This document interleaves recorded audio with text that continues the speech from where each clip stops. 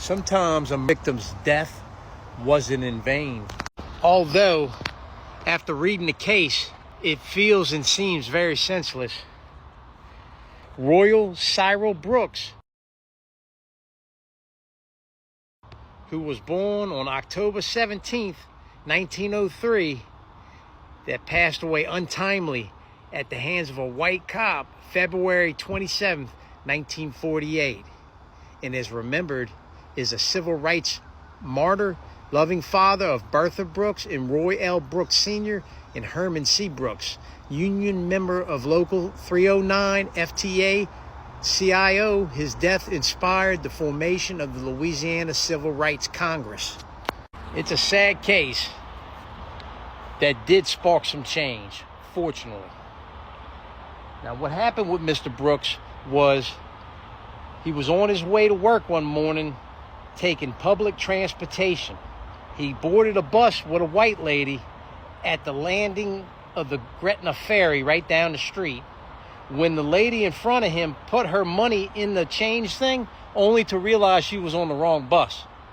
So Mr. Brooks, being a gentleman, offered his fare to the lady so she could get off the bus and go get another bus, and he would just ride hers. Well, for some reason, this highly offended the bus driver, and he called Gretna police officer Alvin Baldsack onto the bus to draw his weapon on Mr. Brooks and lead him off the bus under the pretext of arresting him. However, he led him right down the street in front of the post office and executed him, shooting him in the back like a coward. And unfortunately, that's just what happened. But like a rose that grew out of concrete, at least it sparked some change. Something beautiful from something cold. That transpired right here in the very heart of old Gretna. There's a historical marker that explains the whole sad situation. Next to the bus stop where it all started. I'm here at the bus stop where the unfortunate event occurred. This is where Mr. Brooks boarded that bus. On that February morning, 1948, Mr. Brooks was just headed to work. But unfortunately, life had other plans for him.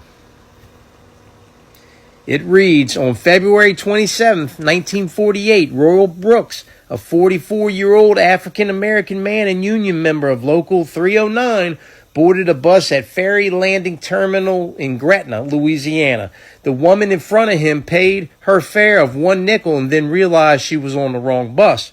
Mr. Brooks offered to ride on her fare and gave her his nickel. This outraged the bus driver, Preston Abair. Patrolman Alvin Bildsacker boarded the bus, hit Mr. Brooks on the head, and drug him off the bus. After walking about 1 block on Huey P. Long Avenue, Patrolman Baldsacker shot Mr. Brooks twice. A photographer from the Louisiana Weekly took a photograph of Mr. Brooks dying in the street next to his son. In part because of the public image, people were inspired to organize the Committee for Justice on the Brooks case. The organizers put pressure on the city of Gretna to charge Alvin Baldsacker for the murder of Royal Brooks. A jury acquitted him of manslaughter at trial.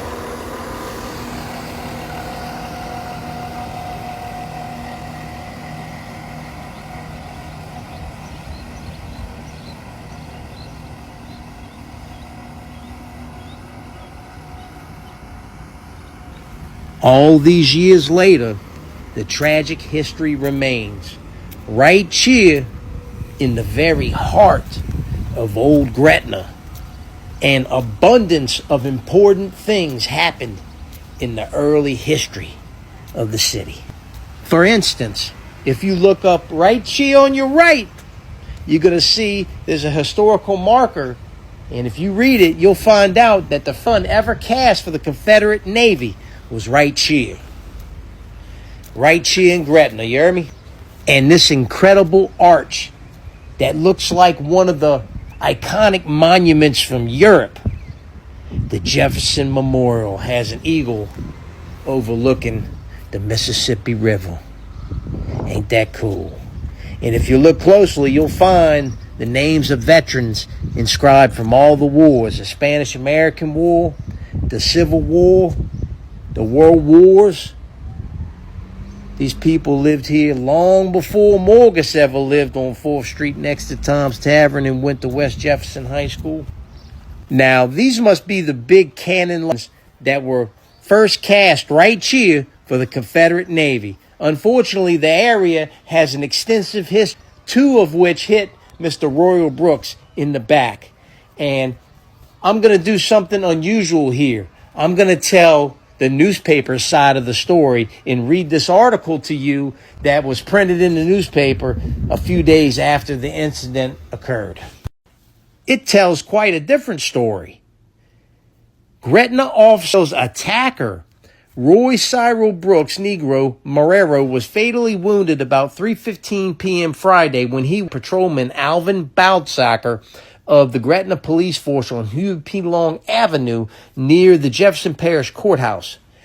Boudsacker said he shot the man after Brooks had struck him twice following his arrest on the Westwego bus at the Gretna Ferry landing.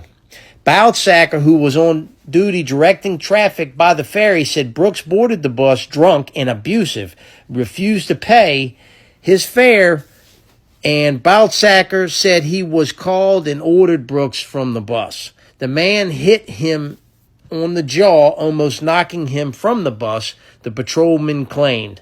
Boudsacker then said he got the man off the bus and was marching him up the avenue to the Gretna jail a few blocks away when Brooks hit him on the forehead and made a motion as if to draw a weapon. Brooks was pronounced dead about 3:55 p.m. by doctors Charles Giblick, a New Orleans parish coroner. Boudsacker reported the incident to the district attorney's office. So it happened right here at that bus stop, with the cop marching the quote-unquote suspect, Royal Brooks, at gunpoint a few blocks down the street, where eventually they ended up in front of the post office, which isn't even the post office anymore. And whatever actually happened, happened.